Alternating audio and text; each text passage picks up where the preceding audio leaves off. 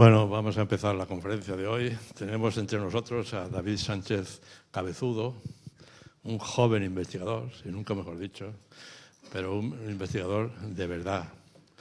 Bueno, empezó siendo ingeniero técnico de telecomunicación en esta universidad, luego ingeniero de telecomunicación. En el 2004, no hace mucho tiempo, en el 2005 ya tuvo una beca en la Agencia Espacial Europea y a partir de entonces es que prácticamente no ha parado de hacer cosas de muchísimo interés. Ha estado en el 2006 en Baikonur, la base de lanzamiento de Rusia, de donde salió el primer satélite de la Tierra, el Sputnik, que hoy tenemos la suerte de conmemorar. Bueno, ha estado en el proyecto de lanzamiento de algunos de los cohetes de entonces no, de ahora, el lanzamiento del satélite meteorológico METAP, que fue lanzado por un cohete ruso Soyuz. Fue un proyecto en el que colaboraron europeos, americanos y rusos. Y en el 2007, que ya hace mucho menos tiempo todavía, pues fue director de operaciones en una misión, en la misión China Lunar, por lo visto. Pues los chinos hablan chino, pero se les entiende muy bien. Él dice que los entiende, claro. Seguramente hablan todos en inglés. Bueno, y preparando el lanzamiento por la Agencia Espacial Europea del satélite GOCE, también está precisamente en esa misión. Y vamos a dejar que nos explique todas estas cosas tan interesantes y yo me voy a poner ahí a escucharlas.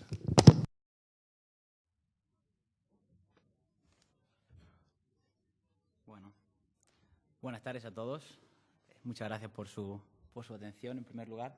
Y permitan que mis primeras palabras sean de agradecimiento al profesor Atanasio y a don Antonio Pérez Yuste por brindarme la oportunidad de estar aquí. Yo he sido estudiante de esta escuela no hace mucho tiempo, como bien ha dicho el profesor Atanasio, y para mí es todo un privilegio y todo un honor poder estar en este Paraninfo de la universidad, con tanta historia y que rebosa historia por cada uno de los rincones.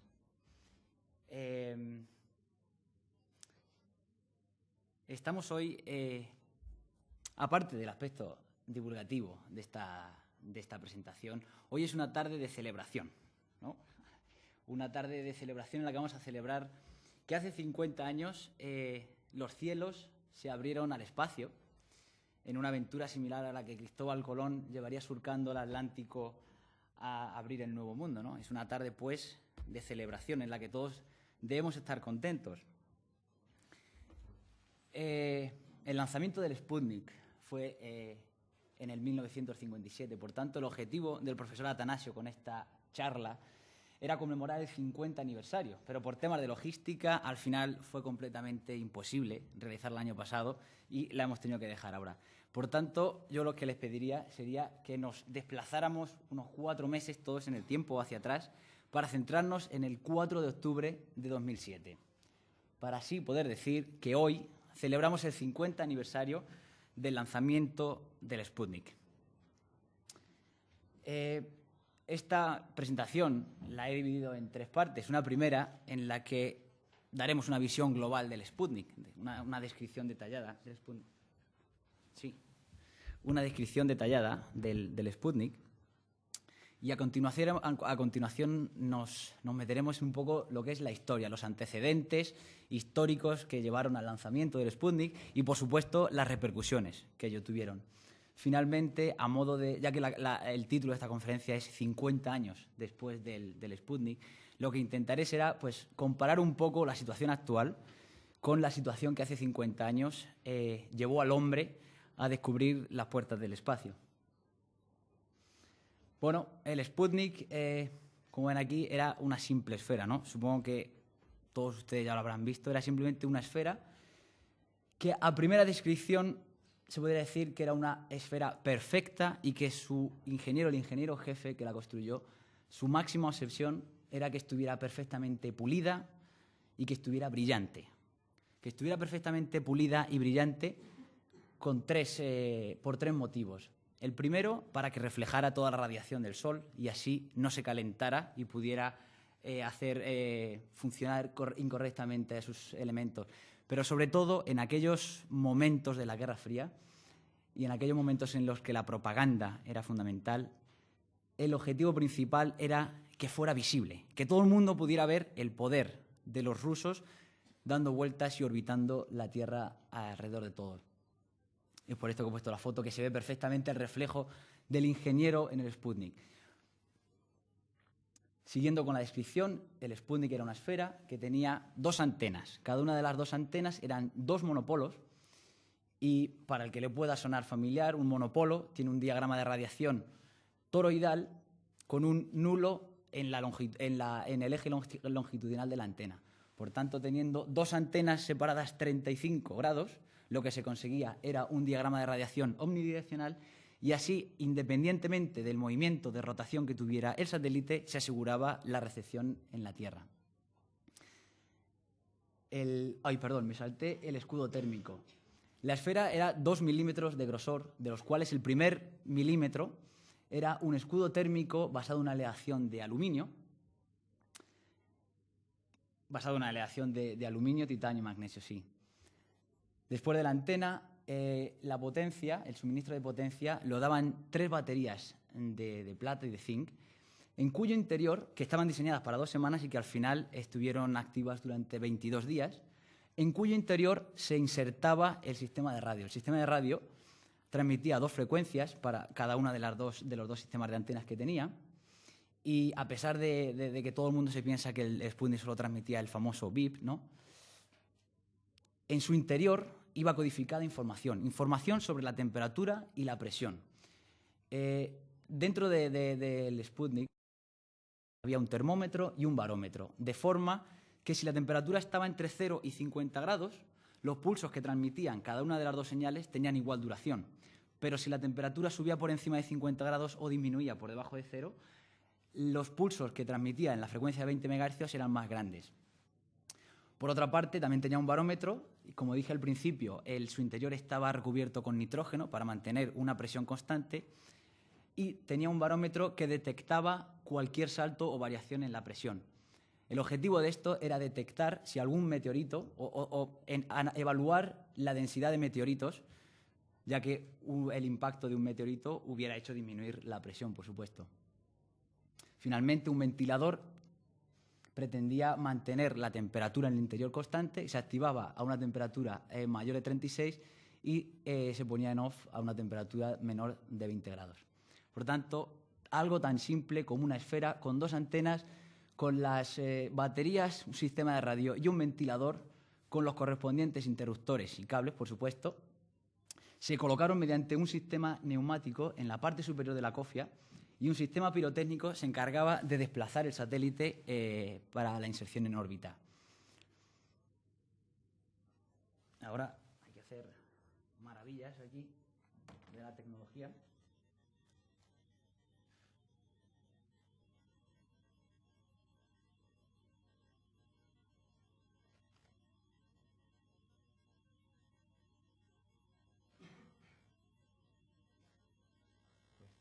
Siempre para que aquel 4 de octubre de 1957, por primera vez en la historia, un cohete intercontinental desde Rusia ponía aquella famosa esfera en órbita alrededor de la Tierra.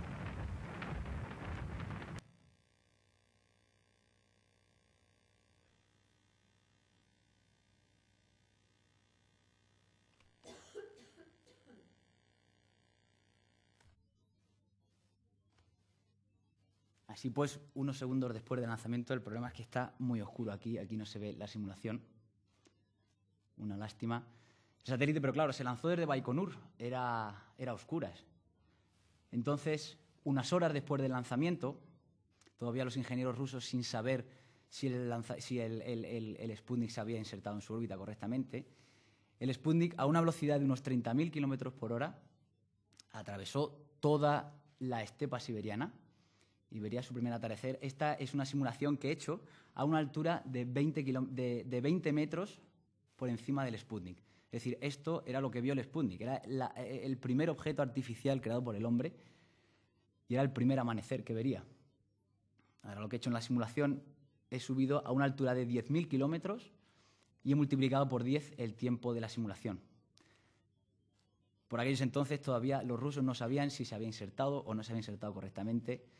Se ve como el satélite da la vuelta por el lado opuesto, baja por Nueva Guinea, Australia, por Nueva Zelanda, bajando por el lado opuesto. En estos momentos me gustaría señalar la tensión que deberían vivir los ingenieros que habían trabajado día y noche en este proyecto y que, a falta de tener estaciones de seguimiento, hoy en día tenemos estaciones de seguimiento por todo el planeta, de forma que sabemos en cualquier momento, da igual de la noche, del día, sabemos lo que pasa con nuestros satélites. En aquellos momentos los rusos solo disponían de estaciones en Rusia. Ahora está pasando por encima de España.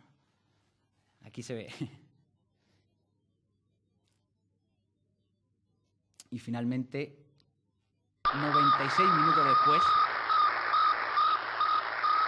ese es el periodo de la órbita que tenía el Sputnik, 96 minutos después, Rusia demostró al mundo que habían puesto en órbita el primer satélite. Por dar unos datos y por rememorar aquel momento, decir cabe que la hora de lanzamiento fueron las 7:28 hora central europea.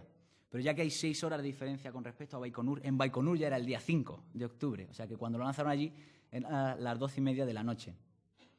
La órbita del Sputnik, por supuesto, tenía una inclinación igual a la latitud de Baikonur y era una órbita más o menos circular, con un perigeo a 200 kilómetros de la superficie terrestre y un apogeo a 939. Después de estar 3 meses orbitando la Tierra y de recorrer casi unos 60 millones de kilómetros, el Sputnik finalmente se desintegró en la atmósfera terrestre. Bueno, una vez vista esta descripción genérica del Sputnik, una descripción de lo que era, de lo que consiguieron, creí conveniente hablar un poco de la historia de la carrera espacial. La carrera espacial, por supuesto, no se puede desmarcar de la Guerra Fría, de aquel momento tenso que vivió el mundo inmediatamente después de la Segunda Guerra Mundial. Con los antecedentes históricos y por ponerlo un poco en el marco en el que se desarrolló aquí en Europa, justo el año del lanzamiento del Sputnik, en Europa, 6 países, entre ellos impulsados por Francia, firmaban el Tratado de Roma. El Tratado de Roma pretendía juntar las dos o gestionar de manera conjunta tanto el carbón como el acero en estos 6 países, de forma que ningún país en Europa tuviera el monopolio o tuviera la posibilidad de crear armas por su cuenta, con el objetivo de no volver a caer otra vez en la Segunda Guerra Mundial. En España, por supuesto, por aquellas épocas, la tensa situación que se vivía, hacía que científicos como Severo Ochoa tuvieran que emigrar al extranjero para buscar sus sueños. En el año 50, justo en el año 50, un grupo de científicos norteamericano y europeo deciden celebrar el Año Geofísico Internacional. El Año Geofísico Internacional que pretendían celebrar o que celebraron desde julio del 57 hasta diciembre del 58, durante 1 año y medio, y lo hicieron justo en esa época coincidiendo con un máximo del ciclo de actividad del Sol, ya que este programa pretendía impulsar la innovación y la investigación que del mundo, que del planeta teníamos. Pero volviendo habiendo puesto un poco el marco, ¿no?, en Europa que se tenía, la carrera espacial no se puede desligar en ningún momento de la Guerra Fría. La Guerra Fría, cuando el telón de acero, ¿no?, separaba Europa entre el comunismo soviético y el capitalismo estadounidense, unos momentos tensos, unos momentos en el que el espionaje, la propaganda, todo era válido con tal de demostrar la superioridad de un sistema con respecto al otro. La primera partida se jugó en el campo de la tecnología atómica. En el 45, desgraciadamente, los americanos mostraron al mundo la disposición de la bomba atómica. Sin embargo, dentro del proyecto Manhattan, que era el programa estadounidense que investigaba la bomba atómica, había muchos detractores y había muchos científicos que pensaban que no solo los estadounidenses tenían que tener pertenencia o que debían ser los únicos en poseer la bomba atómica. Por lo tanto, en muchas actividades de espionaje, los rusos en el 49 hicieron explosionar su primera bomba atómica. Queriendo los científicos y los gobernantes cada vez más y más y más poder, investigaron o descubrieron en la bomba de hidrógeno una bomba que en principio o que teóricamente podría tener una eficiencia infinita. En el 52, Eisenhower aprueba un test de la bomba de hidrógeno, que es esta foto, en el atolón, en una isla del Pacífico, en el cual se produjo la primera explosión termonuclear de la historia, una bomba de 10 megatones, equivalente a 1000 veces la bomba de Hiroshima. Los rusos tardaron 3 años más hasta que en el 55 la consiguieron. De forma paralela estaba el desarrollo de los aviones. Tanto los soviéticos como los americanos se encargaban de diseñar aviones que tuvieran un alcance mayor, una carga mayor, con el objeto siempre de poner una bomba en Estados Unidos. Y es en este momento, en el 1955, cuando... Bueno, cabe decir que en toda la literatura siempre se habla que la Unión Soviética era el país más grande del mundo y era un país que estaba cerrado herméticamente. No se podía entrar ni salir de ninguna de las formas. Así pues, nadie sabía lo que pasaba. Hasta que en 1954, en uno de los famosos desfiles militares en la Plaza Roja, Khrushchev muestra al mundo un avión que era capaz perfectamente de poner una de sus bombas atómicas en suelo americano. Como reacción, Eisenhower tiene miedo de que con este avión pongan una bomba atómica en territorio americano, y entonces, utilizando la influencia que tiene en la OTAN, pone en el perímetro de toda la Unión Soviética y utilizando territorio de sus aliados, pone bombas antiaéreas, ¿no? Artillería antiaérea, con el objetivo de poder destruir cualquier avión que intentara o que osara poner una bomba en Estados Unidos. Este hecho es el que marca el comienzo de la carrera espacial, porque es en este momento cuando Khrushchev, viendo que sería incapaz de poner una bomba con un avión estadounidense, por fin da el visto bueno para el programa de misiles. Es cuando el programa de cohetes realmente tiene su lanzamiento. Y si les parece, ponemos aquí un post-it y lo dejamos, a lo que luego volveremos, porque la carrera espacial se necesitarían semanas para contar todo con detalle. Entonces, lo que he pretendido es, a través de la vida de los dos personajes más importantes, contar lo que fue la carrera espacial. Por una parte estaba el doctor Wernher von Braun, un alemán nacido en una familia noble alemana, cuyo padre incluso fue ministro en tiempos de la República Weimar, y su madre pertenecía o descendía de la nobleza, de la antigua nobleza medieval, o sea, una familia adinerada. No tuvo en ningún momento pasión por el espacio, hasta que cuando tenía 12 años su madre le regaló un telescopio, y fue en ese momento cuando von Braun empezó a descubrir en el espacio una pasión oculta. No era muy bueno en ciencias, pero dada la influencia que tenía su familia, estuvo estudiando en los mejores institutos y en las mejores universidades, y fue en la Universidad de Berlín donde se unió a uno de los grupos pioneros en Alemania que investigaban los cohetes de combustión líquida. Esto fue justo momentos antes del comienzo de la Segunda Guerra Mundial, cuando el Partido Nacional Socialista en Alemania tomó el poder y, por supuesto, vio en estos cohetes un arma necesaria. Por tanto, tomó a todos los ingenieros, los hizo formar parte del Partido Nacional Socialista y los empezó a dar fondos y fondos y fondos para que siguieran en sus investigaciones de los misiles. Con el recrudecimiento de la guerra, como desafortunadamente siempre pasa, la investigación en los cohetes y los recursos que los nazis dieron al desarrollo de estos misiles iba aumentando, hasta que llegaron a poner en el norte de Alemania, pues era una base donde Wernher von Braun, debido a su gran valor como ingeniero y como manager, aparte de sus grandes influencias o de las influencias que tenía su familia, se convirtió en el director técnico de este centro, en el que él, en 1944 se lanzó sobre Londres un misil que causó furor en todo el mundo. Nadie conocía hasta ese momento un arma tan poderosa.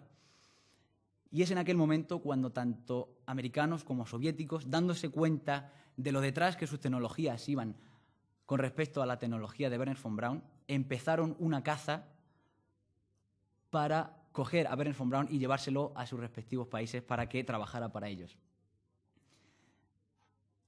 Finalmente, la guerra llega a su fin y tanto von Braun como todos sus ingenieros, temiendo la crueldad o las represalias que los soviéticos pudieran tener sobre los prisioneros de guerra, deciden rendirse sobre los americanos. Aquí vemos a von Braun con la escayola, el momento en el que se rinden a los americanos. En aquellos momentos, von Braun y todos sus ingenieros es llevado a Estados Unidos, donde la opinión pública monta en cólera porque el gobierno americano tome a estos ingenieros alemanes que fueron los que diseñaron un arma tan mortífera que mató a tantas personas en Londres. Es por tanto que se los pone en una base militar en Alabama y el gobierno intenta que no se hable mucho de ellos, y aunque siguen diseñando cohetes para el ejército y son muy exitosos todos sus desarrollos, los recursos de los que goza son muy limitados. Sin embargo, viendo los americanos el éxito que van teniendo los rusos con el lanzamiento del Sputnik, con el lanzamiento de Gagarin, con todos, y viendo que el orgullo americano estaba totalmente herido, no tienen más remedio, y no teniendo los americanos ningún ingeniero que fuera capaz de desarrollar los mismos cohetes que estaban desarrollando los rusos, se ven en la obligación de echar mano de von Braun. Von Braun es una persona, o debió ser una persona, con un carisma impresionante, de tal modo que iba subiendo, tenía influencias por todos los sitios, y esta foto me parece especialmente interesante cuando con el presidente Kennedy, que tomó posesión en el año 61 y que finalmente apuesta por la tecnología espacial, apuesta por von Braun, y en esta foto finalmente von Braun delante de su obra maestra, el cohete del Saturno V, el gigante, el cohete más grande que el hombre jamás ha conocido, incluso 50 años después. El hombre que llevó a Armstrong y a sus dos colegas a la Luna, von Braun posando delante de él. Finalmente, por supuesto, como todo ser viviente, muere con sus distinciones, por supuesto, y es enterrado como lo ven normalmente, en un cementerio, ¿no? Por la parte contraria, en la parte soviética, tenemos a Sergei Pavlovich Korolev, más o menos en el mismo marco de edad, ¿no? En el mismo rango de edad, ¿no? Vivió en el mismo tiempo, en el mismo periodo. Korolev nacía o provenía de una familia súper sencilla, y a los 3 años, cuando tenía 3 años de edad, sus padres se divorciaron. Su padre se fue, su madre estaba continuamente viajando y fue criado por sus padres. Desde muy chiquitito, Korolev tenía una pasión por la aviación, no por los cohetes, lo cual le llevó a construir diferentes tipos de aviones y compitiendo atendiendo a concursos y a competiciones que iba ganando, iba consiguiendo becas y becas y becas, que le dieron primero para estudiar en Kiev y finalmente para estudiar en Moscú, donde tuvo como profesor al gran Andrei Tupolev. A los 30 años, finalmente, siguiendo su pasión por los aviones, se saca la licencia de piloto y es el primer día que pilota un avión cuando se da cuenta que lo que le falta es el motor, que es en el motor en lo que se debe investir. Y es en aquel momento donde se produce el punto de inflexión, cuando Korolev empieza a trabajar con motores de combustión líquida. Al igual que von Braun hizo, empieza a asociarse con diferentes ingenieros, todos compartiendo la misma pasión por el espacio. Sin embargo, su suerte vuelve a cambiar cuando en el año 40 Stalin, o comienza las Gran Purgas, que se conocían como las Gran Purgas, cuando Stalin comenzó una represión política tremenda en el que tanto los altos puestos políticos, militares, de la nobleza, todo el mundo era encarcelado y llevados a los gulags, ¿no? En un juicio que duró 5 minutos y sin causa alguna, por supuesto, Korolev es enviado al gulag a 10 años de trabajos forzados. Sin embargo, con el comienzo de la Segunda Guerra Mundial, el gobierno soviético necesita de ingenieros como Korolev para desarrollar aviones cada vez más y más y más potentes. Es por tanto que su antiguo tutor, Tupolev, le saca del gulag y le lleva a construir aviones. Una vez terminada la guerra, sigue con el desarrollo de esos motores de combustión líquida. Hasta 10 años después tiene finalmente acabada su obra maestra, que es el cohete R-7, cuya maqueta tenemos hoy aquí delante, que es el que puso en órbita al Sputnik. A continuación, también otra foto. La vida de estos dos hombres es una vida riquísima, increíble, que resumir en 7 fotos es un poquito arriesgado por mi parte, pero dado que el tiempo es limitado. Esta es la foto que se encuentra en todos y cada uno de los rincones de Baikonur. Es Gagarin, a la izquierda, con su maestro Korolev, Gagarin, el primer astronauta. Esta foto en Baikonur se encuentra presidiendo todos y cada uno, no solo de los sitios públicos, sino de cada uno de los comedores de la gente. Para la gente, tanto Gagarin como Korolev eran héroes nacionales, eran gente sencilla, era gente humilde, que llevaron a toda una nación a humillar a los americanos. Es por tanto que todos los adoran, incluso 50 años después.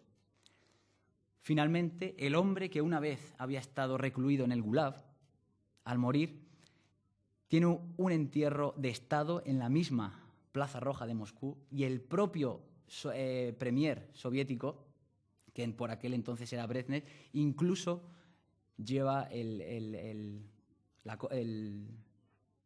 ataúd de Gagarin.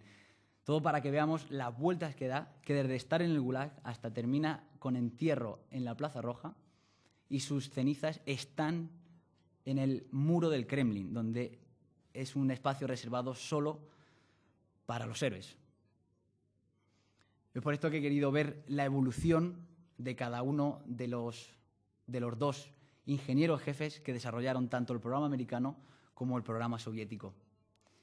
Pero no me quiero ir de aquí sin nombrar al americano Robert Goddard, que fue el primero que voló con éxito un motor de combustión líquida en el año 26, 5 años antes que von Braun y 7 años antes que Korolev.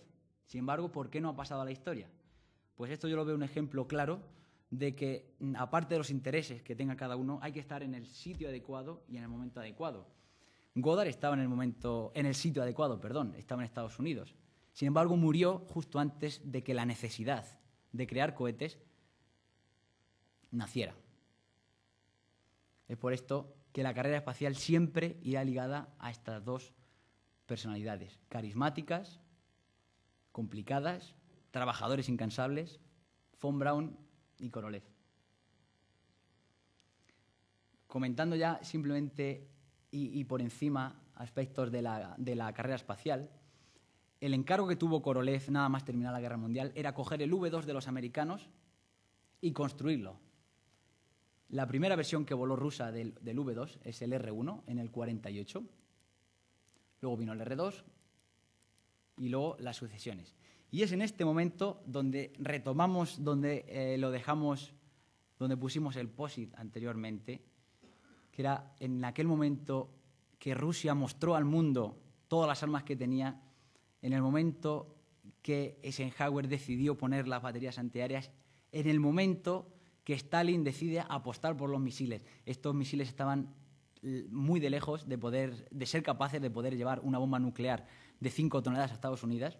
Así que finalmente la tendencia cambia radicalmente y Khrushchev invierte y pone todos los medios para construir un cohete que era el doble que los anteriores y que requería de técnicas completamente innovadoras.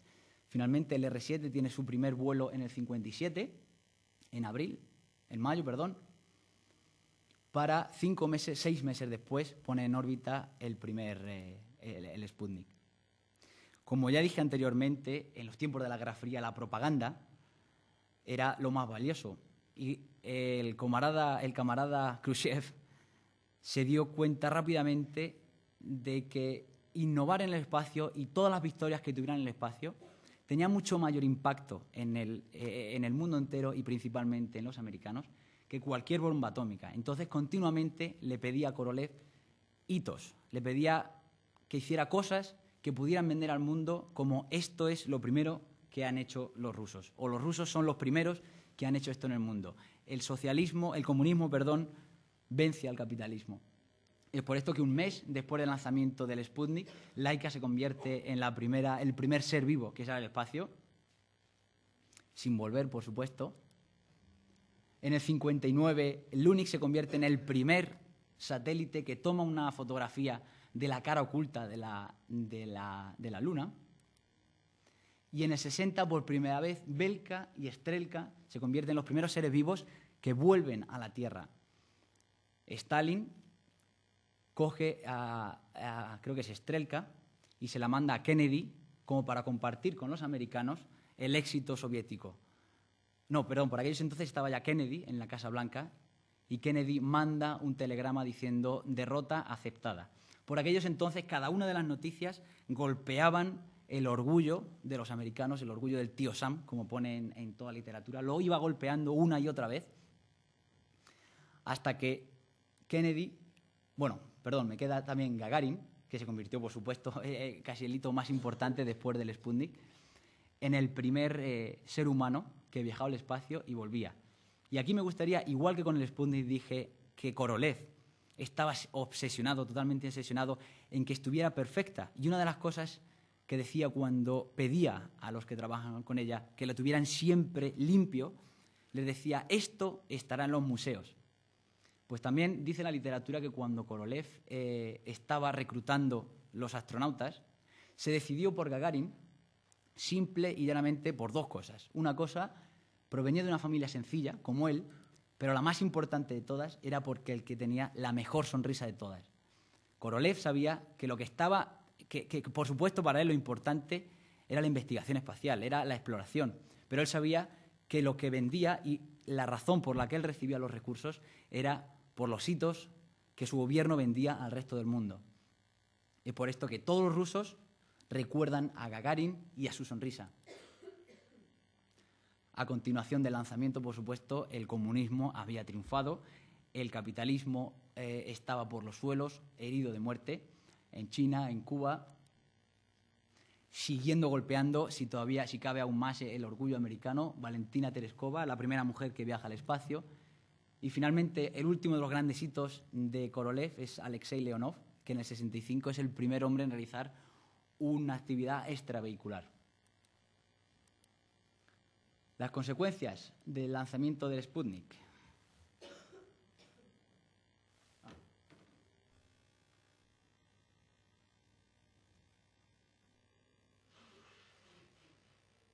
Bueno, he creído conveniente poner estos vídeos, porque creo que un vídeo vale más que 1000 palabras. Очень медленно оторвался от стартового устройства. Было трудно пошевелить рукой. Я знал, что это состояние продлится недолго, пока корабль наберет необходимую скорость и выйдет на орбиту вокруг Земли.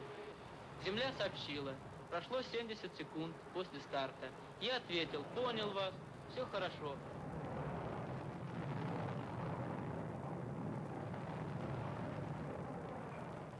Gagarin dio la vuelta a la Tierra.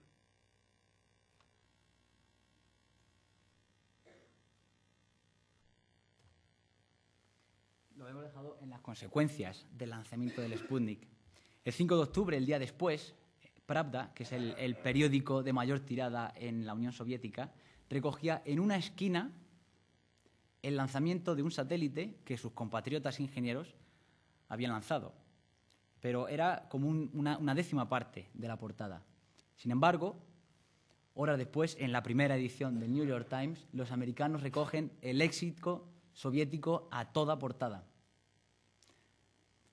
Pero mientras que los americanos se dedican a describir que los rusos han puesto un satélite en órbita, los ingleses admiten el triunfo de los rusos y utilizan la palabra ganar. Por supuesto, en España también tenía repercusión y el ABC y ya en su anunciaban. Esto es justamente el día después. Viendo Pravda en la repercusión que había tenido, al día siguiente, a toda portada, resaltan que toda la Tierra está mirando al Sputnik y que el Sputnik es el que se encarga, en cierta manera, de controlar. Por supuesto, todos los periódicos ya, incluso fue no al día siguiente, sino 2 días después, cuando la gente empezaba a tomar conciencia de lo que había pasado. 3 días después, Pravda, en el titular, en ruso, pone literalmente la supremacía del comunismo. En aquel título pone la supremacía del comunismo. Mientras que los americanos, de los que están preocupados, es que parece ser que los rusos dentro de un mes van a lanzar otro satélite, que al final sería Laika. Es por esto que los americanos les entran las prisas para lanzar un satélite, porque lo que hay que hacer es igualar lo que han hecho los soviéticos.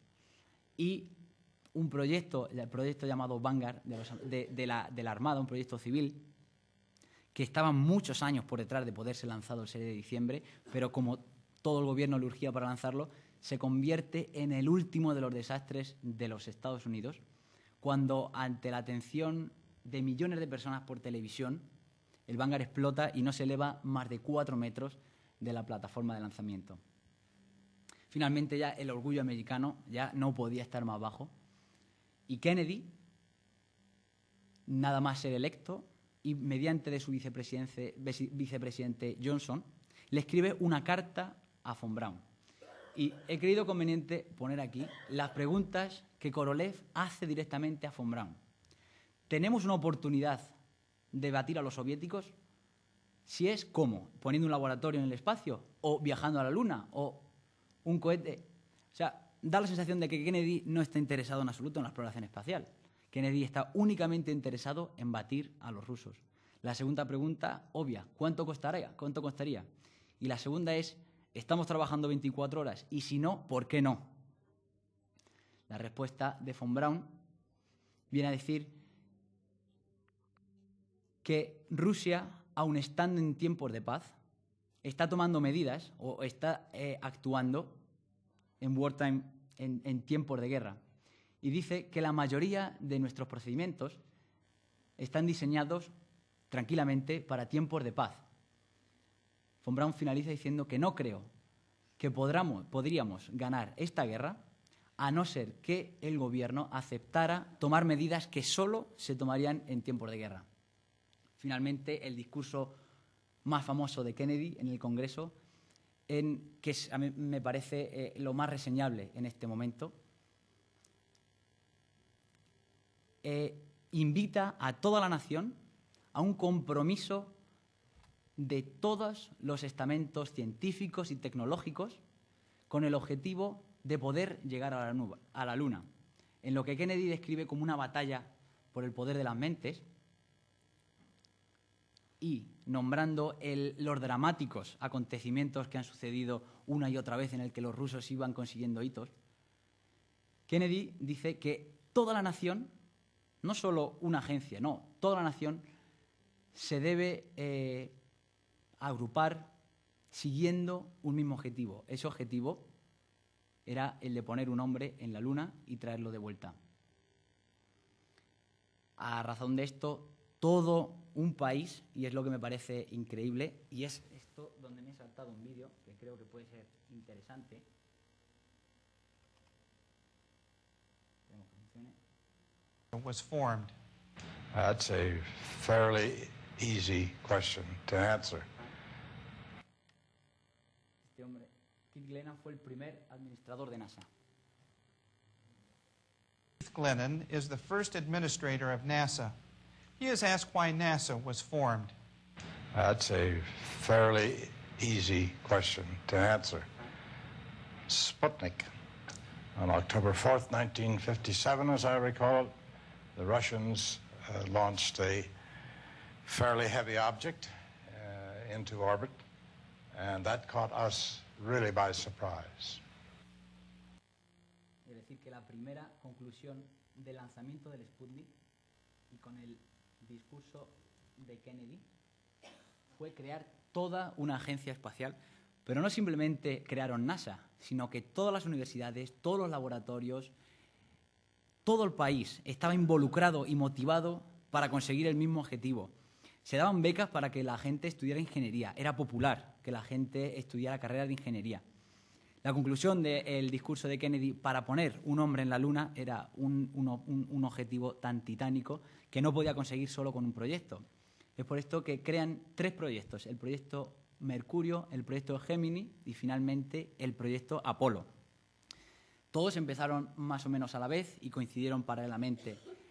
El proyecto Mercurio tenía como objetivo poner un hombre en el espacio y traerlo de vuelta. El primer americano que lo consiguió fue Shepard, pero hizo un vuelo suborbital, mientras que John Glenn fue el primer estadounidense que completó un vuelo totalmente orbital. Posteriormente, el programa Gemini tenía como objetivo practicar el rendezvous y el acoplamiento de 2 naves en el espacio y probar que el hombre era capaz de permanecer en el espacio para más de 2 semanas, que era el tiempo que costaría una misión lunar. Finalmente, por supuesto, el programa Apolo tenía como objetivo poner un hombre en la Luna y traerlo de vuelta. Y me parece curiosa aquí la evolución, igual que en su momento vimos la evolución desde el R1 hasta el R7, que era capaz de llevar una cabeza nuclear de 5 toneladas, la evolución de los cohetes hasta el primer Apolo y el Apolo final con los 5 motores, el Saturno 5 con los motores F1. La evolución fue titánica y el proyecto titánico en el que todo un país iba en el mismo objetivo. Comparando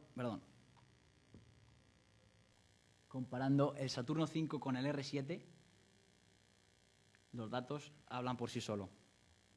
Y todo esto para que finalmente, el 16 de julio del 69, el Apolo 11 despegara camino a la Luna, donde nuestro amigo Armstrong diría la famosa frase de un pequeño paso para la humanidad, un pequeño paso para el hombre y un gran paso para la humanidad. Pero creo que no soy yo el que lo debe decir, sino el propio Armstrong. It's one small step for man, one giant leap for mankind. Oh, that looks beautiful from here. It has a stark beauty all its own. It's like much of the high desert of the United States. It's different, but Finalmente, me permití la libertad de investigar en el presupuesto que la NASA tuvo durante años. Se observa todo esto normalizado, el presupuesto de NASA normalizado al valor del dólar en el año 2000, para poder hacer una comparativa con sentido. Se observa cómo el crecimiento, y una vez que llega a la Luna, parece que los americanos dejan de estar interesados hasta que el Challenger, el desastre del Challenger, puede con la opinión pública y hace de nuevo al gobierno a casi doblar la producción. Pero esta gráfica no tiene mucho valor si no se compara realmente con el Producto Interior Bruto. Es decir, que el presupuesto de NASA hoy en día, el cual es 5 veces mayor que el presupuesto de la Agencia Espacial Europea, es casi 8 veces menor al presupuesto que NASA tenía en aquellos momentos. Pero la literatura dice que no es el 1% del Producto Interior Bruto lo que se dedicó a llegar a la Luna.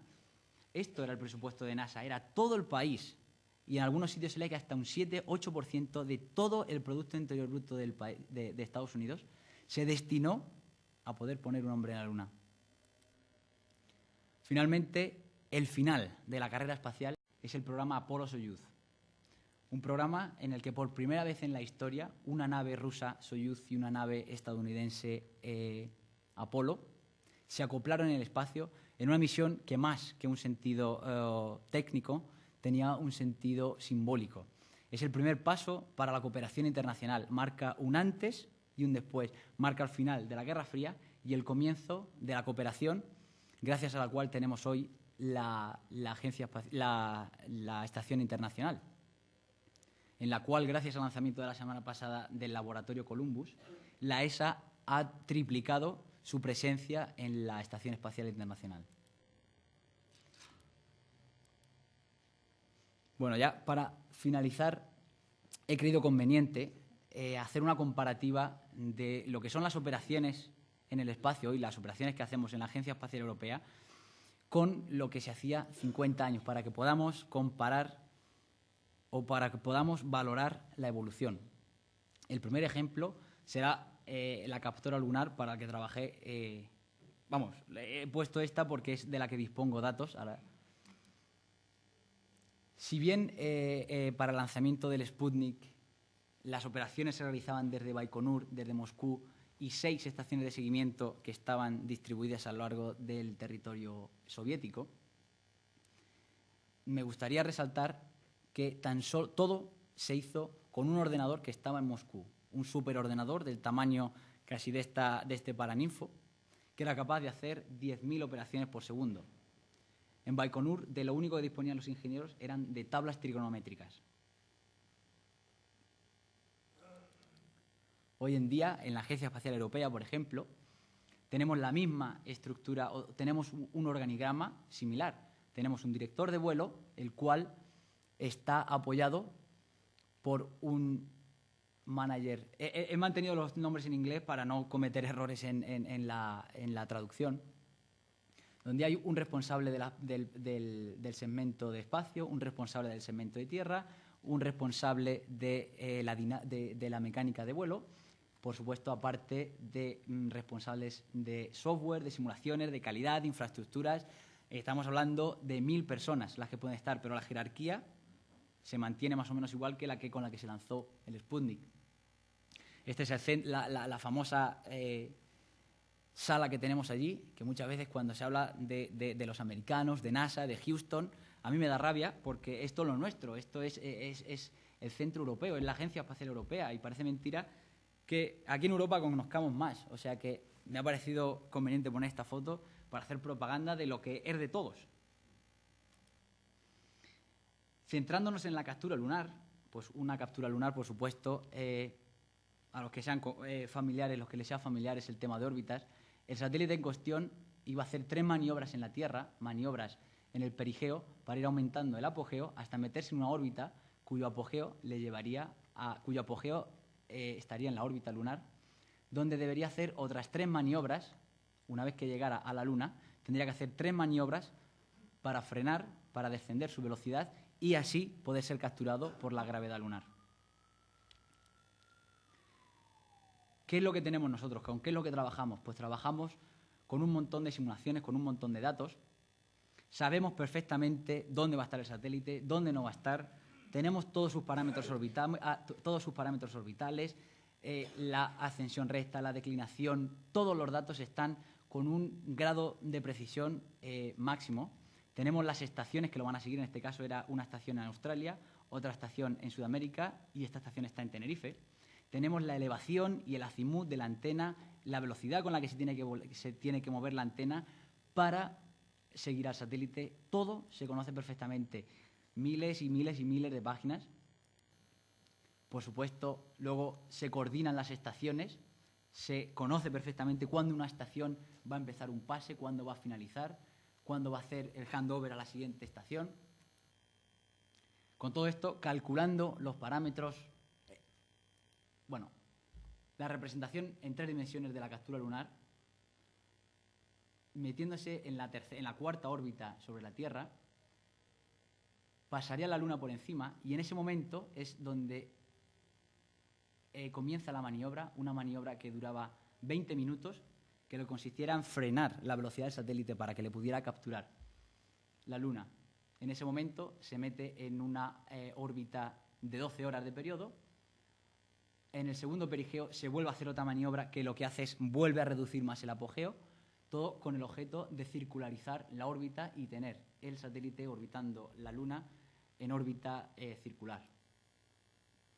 Si representamos la distancia del satélite con respecto a la Tierra, por supuesto, se ve que va subiendo, y si hacemos un zoom de esta parte, se ve como al principio la distancia, una vez que se captura, aquí es donde, bueno, esta es la segunda, aquí vendría otra, en la primera es donde se produce la primera maniobra de captura, se mete en una órbita de 12 horas de periodo, que se ven aquí las 12 horas, aquí vuelve a hacer otra maniobra, que le mete en una órbita más pequeña hasta la siguiente maniobra.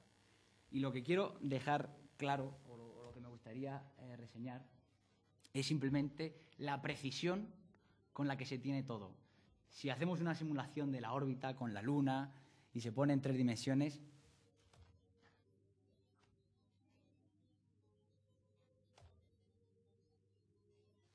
este sería el satélite aproximando a la Luna, vendría y en este momento empezaría la maniobra que haría que le frenara, se metiera en la órbita de 12 horas. Toma un poco lento. Bueno, el tiempo de la simulación que he tomado es 10.000 veces más a lo superior. Cada una de estas órbitas son 12 horas. Ya se ha metido en la siguiente órbita. Por supuesto, los satélites no entienden de día y de noche y les da igual que tengamos que ir a trabajar un sábado a las 3 de la mañana o un lunes a las 7. No entienden. Esto se ha quedado aquí. Hasta ahora todo lo que he contado son simulaciones, cálculos, teorías, bla, bla. Pero lo que realmente nosotros que vemos ahí, vemos una señal que es un Doppler, y un nivel de señal. Y es realmente donde creo que se ve la maniobra. En este momento el satélite tenía 2 antenas transmitiendo a 2 frecuencias diferentes. Una en la dirección del movimiento y otra en la dirección contraria. Antes de efectuar la maniobra hay que hacer un cambio de actitud del satélite de 180 grados para poner los motores, para poner los thrusters en contra del movimiento, que se ve perfectamente aquí. Y finalmente, aquí vemos en el nivel de señal donde casi se puede oler el humo que sale por las toberas de los motores.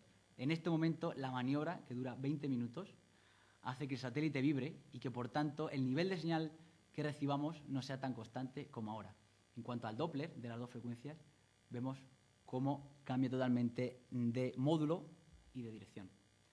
Y me parece gráfico porque después de todas las simulaciones y de todo, al final lo que nosotros estamos viendo cuando estamos delante de las pantallas es simplemente esto.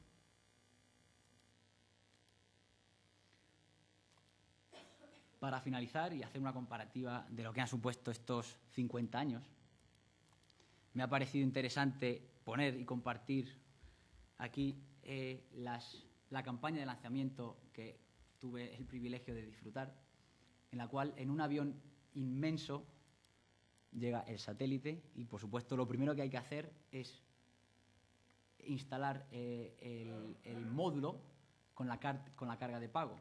Y me gustaría aquí señalar y comparar y acordarnos de la primera transparencia del Sputnik, en la que veíamos una esfera con 4 antenas, con 2 antenas, con 3 baterías, con un radiotransmisor y con un par de cables. Aquí estamos hablando de un satélite de 500 kilos, de 7 metros, pero que al fin y al cabo, en el que sus instrumentos no son nada comparables con lo que pudiera ser el Sputnik, ¿no? Si el Sputnik simplemente detectaba de temperatura por encima de 50 grados o un cambio en la variación de la presión, hoy en día disponemos de unos instrumentos muchísimo más precisos, radares, ópticos. Pero al fin y al cabo, la instalación del satélite encima de Fregat. Fregat es la última etapa, que es el motor de combustible sólido que se encarga de hacer las correcciones orbitales. El satélite en este caso, que me parece un ejemplo que viene bien hoy, porque también es un satélite de órbita baja, no tan baja como el Sputnik, pero en realidad lo que hizo el Sputnik no son tantas circularizaciones de la órbita, pero tuvo que ser algo parecido. Sin embargo, hoy en día conocemos hasta la milésima o a la micronésima de segundo cuándo el motor tiene que empezar, cuándo el motor tiene que parar. Todo está perfectamente estudiado. Bueno, una vez que ya se tiene la carta de pago, con el sistema del módulo, con el cohete de propulsión sólida, lo que hay que hacer es el tilting para meter el satélite dentro de la cofia, en un proceso que, como ven, en Rusia lo siguen haciendo exactamente igual que hace 50 años. Son 3 manivelas que se mueven con una mano, que cada una mueve los ejes, que cada una mueve uno de los ejes. Así es como meten un satélite que cuesta 700 millones de euros dentro de la cofia. Por supuesto, aunque sea todo muy rudimentario y todo muy mecánico, está estudiado hasta el último milímetro. Finalmente, una vez el satélite está metido dentro de la cofia, hay que sacarlo del hangar. Y para sacarlo del hangar hay un sistema mecánico que lo mueve por arriba, pero para evitar movimientos laterales está este hombre que es especialista en, con 2 cuerdas, evitar el movimiento lateral de toda la cofia. Aquí vemos otra de las especialidades de los lanzamientos rusos, las tradiciones. Esta mujer es parte de una familia que siempre ha estado presente en un lanzamiento. Y las 3 veces que no ha ido nadie de esa familia, el lanzamiento no ha sido un éxito. Por tanto, siempre obligan a alguien de la familia a ir allí y estar presente durante todo el proceso del lanzamiento. Los trenes y los ordenadores. Finalmente llega la cofia donde le está esperando la primera y la segunda etapa de los cohetes para proceder al ensamblaje final. Y 4 días antes del lanzamiento se produce el rollout. Es una increíble tradición en la que están presentes desde el propio director general de la Agencia Espacial Rusa hasta el último ingeniero. Todos se ponen delante del hangar, están de pie esperando que salga, todos lo ven, dura 5 horas y en estas 5 horas nadie habla. ¿Por qué se sigue haciendo esto? Porque dicen que Korolev en sus días hacía el mismo procedimiento. Todos sus ingenieros iban a medio kilómetro por hora, andando desde el edificio donde se hacía la integración hasta la plataforma de lanzamiento, andando, meditando, rezando. Hoy en día se sigue haciendo igual. Finalmente, el cohete, instalado e ensamblado horizontalmente, se pone de forma vertical utilizando el brazo en un proceso denominado la erección, como se puede intuir, en el cual los rusos dicen que una vez has visto la erección de un cohete, los humos se te bajan un poco. Finalmente, 3 días antes del lanzamiento, vemos a Metov esperando dentro del Soyuz, al igual que en su día el Sputnik estaría esperando dentro del R-7 para ser lanzado. Por supuesto, control de temperatura, de presión, todo se conoce a las 1000 maravillas. Hay un montón de ordenadores recogiendo datos continuamente que alertan de la aparición de cualquier tipo de problemas. Y esto, finalmente, otra anécdota que me gustaría compartir aquí, es que 5 horas antes del lanzamiento tuve la suerte de poder subir arriba en el proceso de retirar el último de los instrumentos que se encuentra dentro de la cofia, para ver si la calidad del aire, si todo está exactamente como debe de estar. Y son los 5 privilegiados, éramos los 5 privilegiados que subimos arriba, los que tienen el derecho de firmar en la cofia. Pero para firmar en la cofia, a 40 metros de altura, con un viento que te hacía moverte para todos los lados, el procedimiento es complicado. Tienen un bolígrafo Bic, del cual penden 2 cuerdas, y el ruso ya la tenía atada a una de las manos. Entonces, él firma, y para pasársela al segundo, tú primero te la tienes que atar, y una vez te la has atado tú, se la desata el primero. Y así, cada uno de los 5 que estábamos. Pero me hubiera gustado que vieran el bolígrafo y las cuerdas. Probablemente era el mismo bolígrafo y las mismas cuerdas que se habían utilizado durante los últimos 20 años. Finalmente, 30 minutos antes del lanzamiento, el centro de control de Soyuz y el centro de control de Fregat. Fregat es la última, el motor de combustible sólido. Bueno, empezando por las ropas y terminando por los equipos,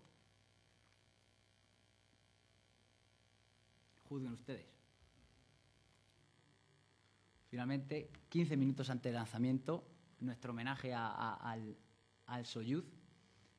1.700 lanzamientos. La obra maestra de Sergei Korolev sigue hoy en día poniendo satélites en órbita, con un 97% de efectividad.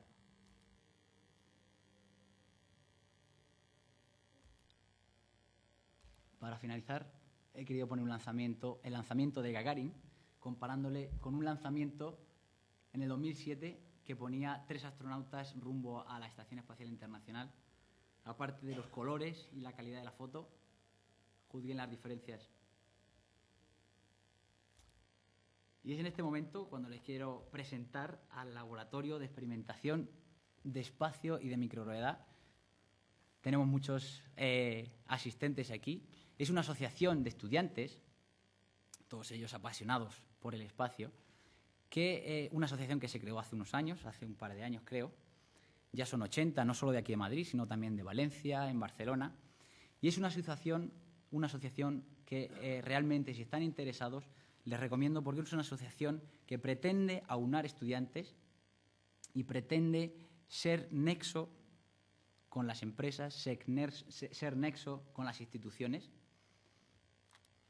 Y al igual que nuestro Korolev y nuestro von Braun, por supuesto en España también tenemos los integrantes de la maqueta que hoy tendremos, con la que nos han obsequiado hoy para lanzar después de esta presentación, a la cual les invito en la explanada que hay enfrente de este edificio. Después de la presentación todos iremos para allá a ver el lanzamiento de nuestro R7 particular, un R7 cuya estructura de cartón y cuyos integrantes han hecho con mucho esmero, incluso en febrero, mala época con los exámenes.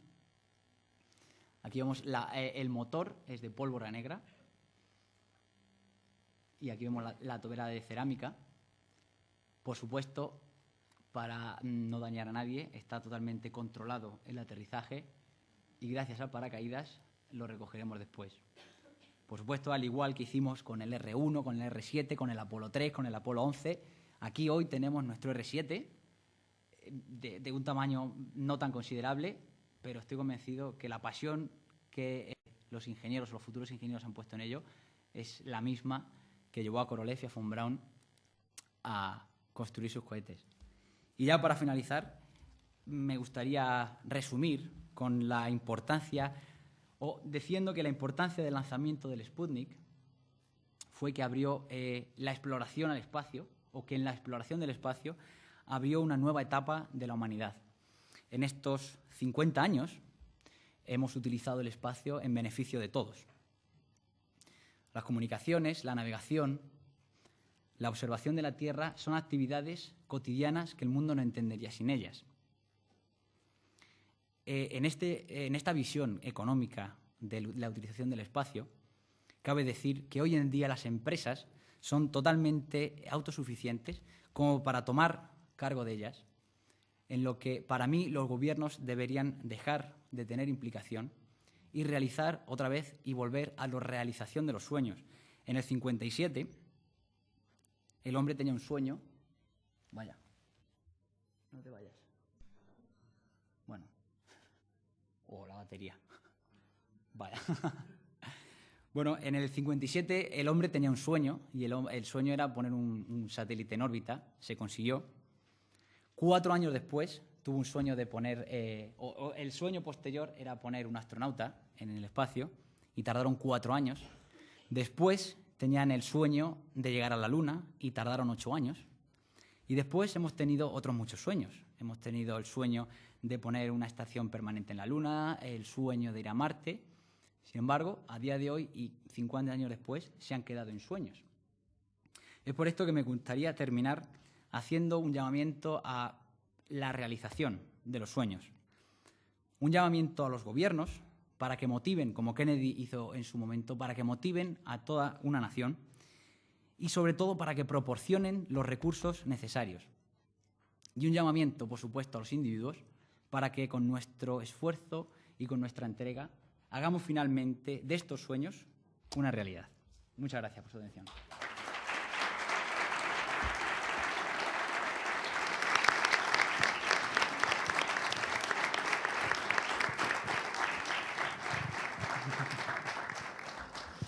Bueno, solo queda felicitar a nuestro conferenciante porque ha sido fantástico y además he terminado con los sueños esos que es posible que lleguen a realizarse, sobre todo si hacemos lo que él dice, toda una nación o todo un continente o todo el mundo dispuestos a que alguno de esos sueños empiecen a realizarse. Vamos a ver quiénes son los que van a intervenir. Podéis hacer las preguntas que queráis. Hay muchísimas cosas que preguntar. Todos al mismo tiempo, ¿no? ¿Quién es el primero? La primera, quizá. Los ingenieros, en masculino y en femenino.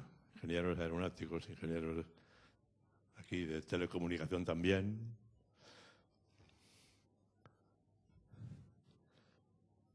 No se oye muy bien la pregunta. Por aquí detrás a lo mejor, sí. Yo veo por ahí a alguien que me parece que... ¿Sí? Bueno, yo quería preguntar una cosa entonces. Yo veo una dificultad tremenda, bueno, por supuesto en muchísimas cosas, pero en el momento que hay que cambiar la dirección, la orientación, porque claro, una cosa es acelerar y otra cosa es producir una fuerza para que cambie la órbita y adopte la velocidad adecuada, en la posición adecuada, y después para frenar cuando llegue a la Luna y volver a entrar otra vez en órbita, y por último, bajar a la Luna. Bueno, todo eso. ¿Cómo se puede orientar? Porque tienen que estar los motores orientados para que la fuerza que hagan, lanzando gases por uno de sus extremos, la fuerza que hagan vaya precisamente en la dirección adecuada. Parece más fácil pues, controlar el tiempo que actúan, la fuerza que ejercen, pero la orientación exacta, ¿cómo se consigue? Bueno, creo, porque tampoco soy un experto en esto, creo que la actitud del satélite siempre se conoce, hay varios métodos, pero uno de los métodos más utilizados, los satélites llevan a bordo un sistema que se denomina Star Tracker, que busca determinadas estrellas y en comparación con los ángulos de donde encuentra esas estrellas, conoce perfectamente su posición y su actitud. Eso es un sistema autónomo a bordo que tiene el satélite. Por otra parte, en tierra, al tener estaciones por todo el globo terráqueo, por triangulación, también conocemos exactamente la actitud que tiene el satélite. Ya, y además de eso, que esté orientado exactamente, claro, tomando como referencia estrellas fijas y todo ya previsto, pues sí se comprende, sí. Bien, vamos a ver otra pregunta. Ha sido interesante la explicación que nos acaban de dar. La segunda pregunta, ¿cuál va a ser? ¿O la tercera? Vamos a ver. La cuarta pregunta, quizá. ¿Cuántos? Ah, sí, ya tenemos una pregunta. Vamos a ver.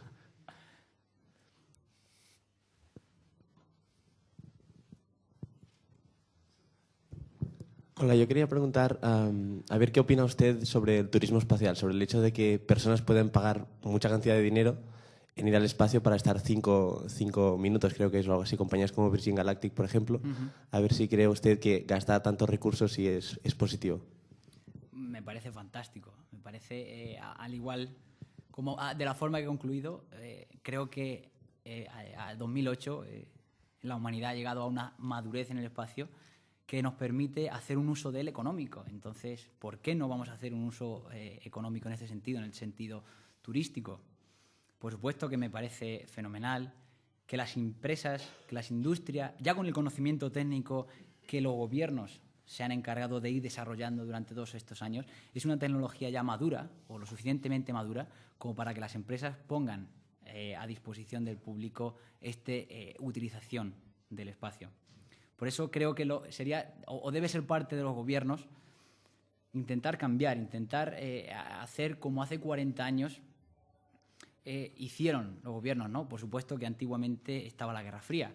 Hoy, por desgracia, bueno, tenemos otras guerras, pero no tenemos esa disposición, o lo que nos falta es la disposición por parte de los políticos para motivar. Los gobiernos creo que deben dejar a un lado, o deben dejar, como bien ha dicho, a las empresas la utilización económica del espacio para investigar, para dedicarse los gobiernos en la exploración, en lo que realmente son sueños, en lo que realmente está por llegar. No sé si contesto. No.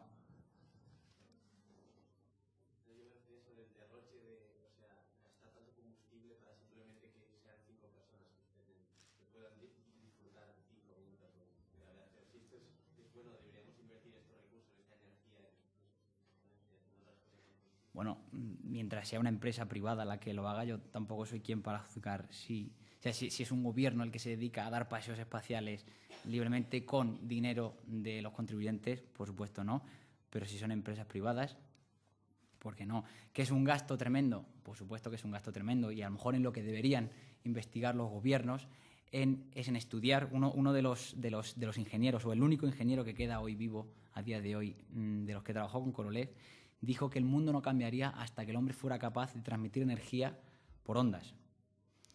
Pues en eso, en nuevos motores, estamos viendo que 50 años después el shuttle, todos los sistemas de puesta en órbita que tenemos son exactamente los mismos que teníamos hace 50 años.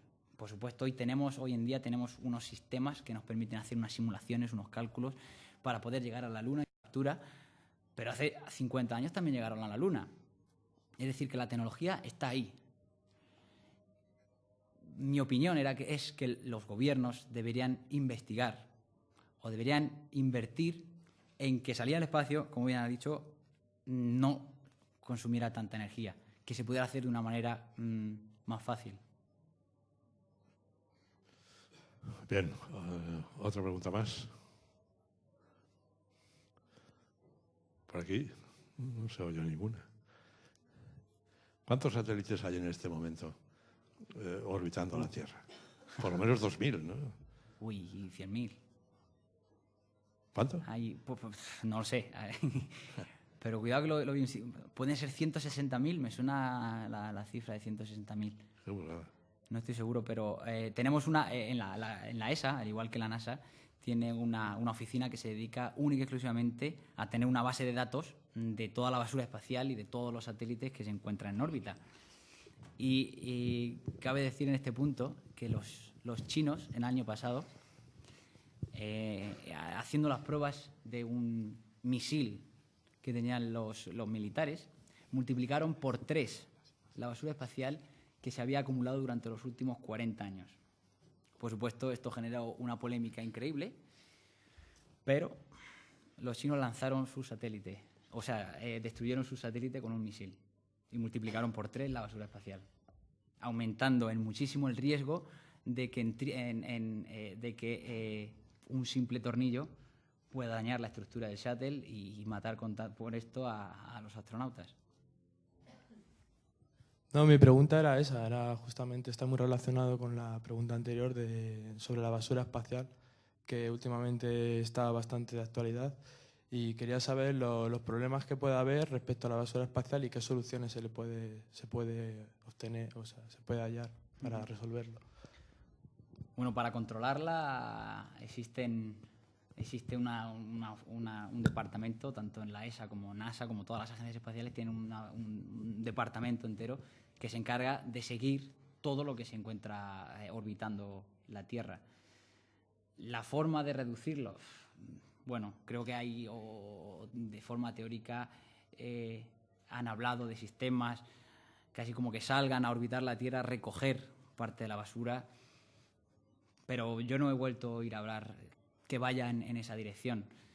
A lo mejor se sigue investigando a nivel teórico, pero realmente no he oído que haya algo sobre la mesa o que haya un proyecto en serio con un dinero encima de la mesa para poder comenzarlo. Otra pregunta más.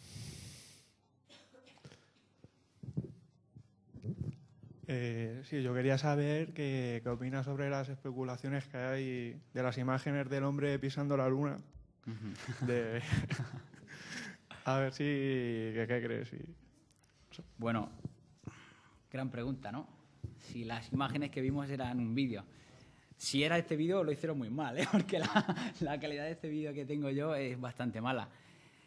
Bueno, sobre esto creo que hay pruebas más que evidentes de que el hombre estuvo en la Luna. Y una de ellas es creo que fue el Apolo 15, una de las últimas misiones que fue, dejó un espejo allí que todavía se puede ver. con un telescopio se puede hacer un seguimiento del espejo ese y se ve.